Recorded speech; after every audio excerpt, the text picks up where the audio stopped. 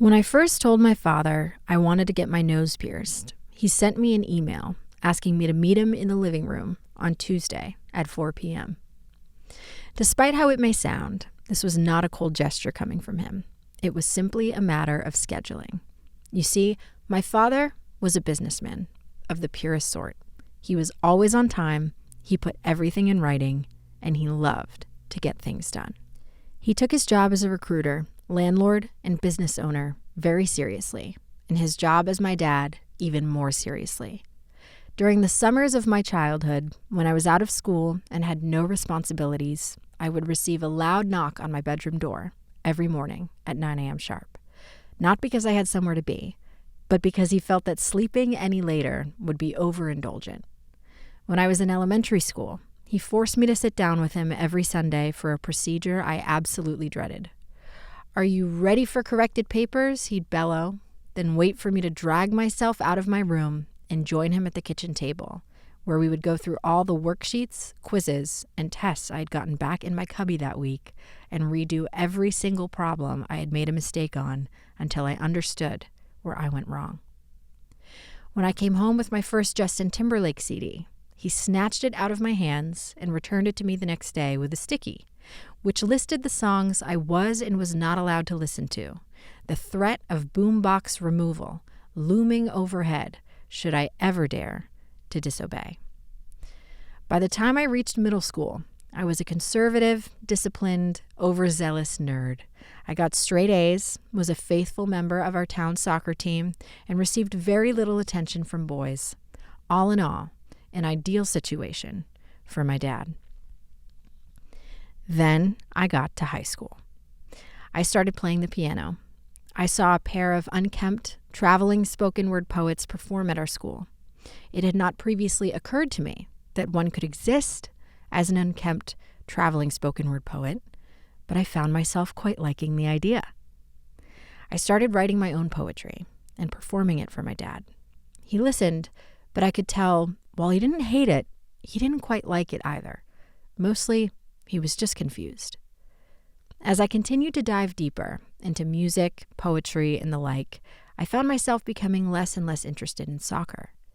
This was a painful evolution for my dad to watch, because soccer was a huge part of our relationship. He attended all my games and took notes on how I could improve.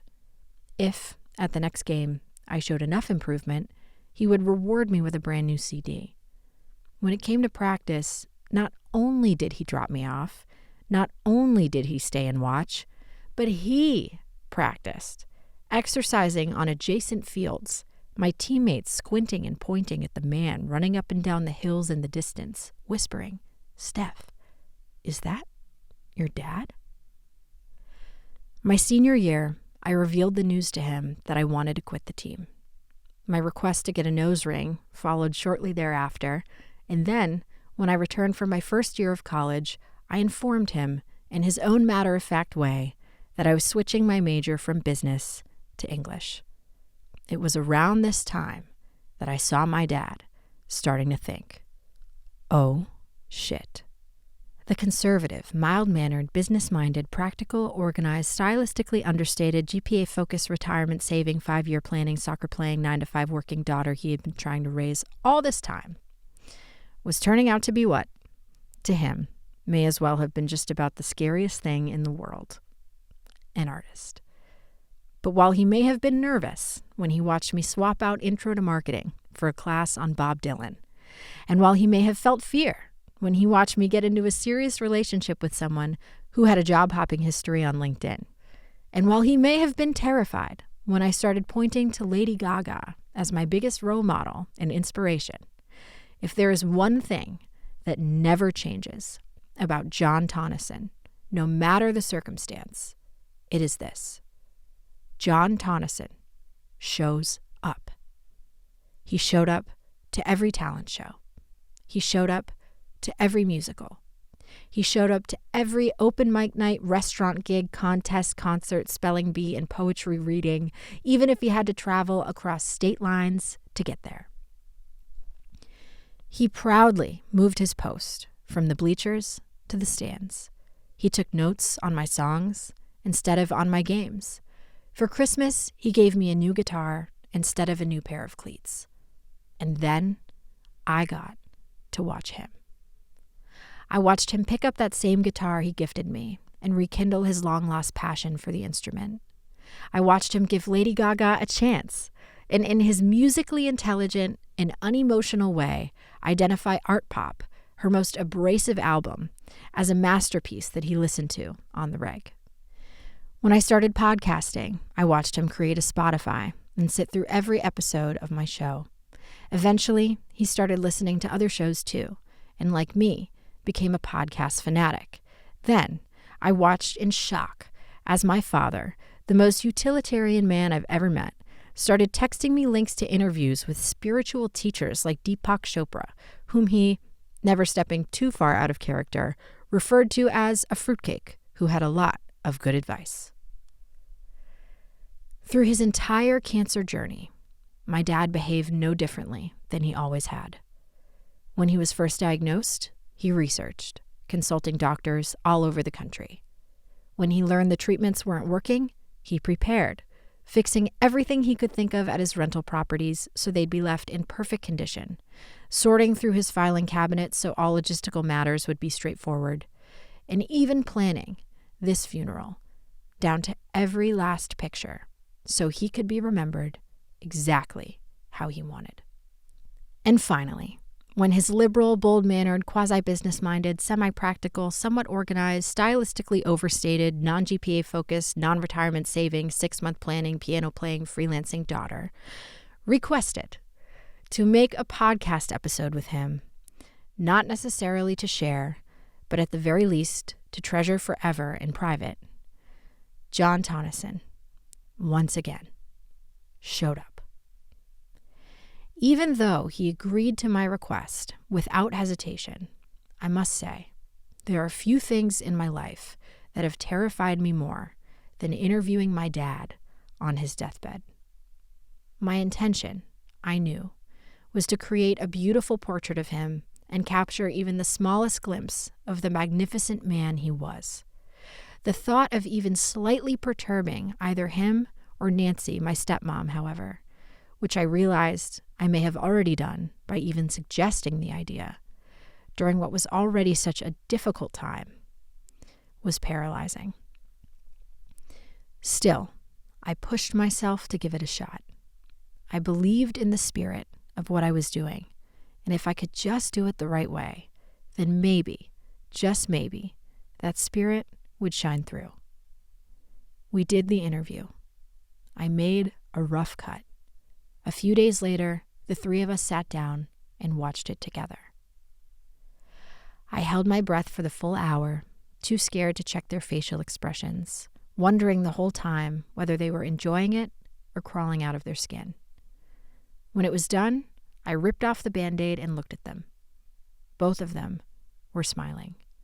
Not only were they in mutual agreement about loving the episode, but they were also in mutual agreement about wanting it to be shared. The next morning, my dad asked me when it would be published. "I'm not sure," I said. "Why? You want me to publish it while you're still around?" He grinned and nodded. "I want to see what people say. And I really appreciate you doing it, because I think it captured some of the best moments of my life." This, my dad, telling me on his deathbed that our podcast episode captured some of the best moments of his life, was the best moment of my life.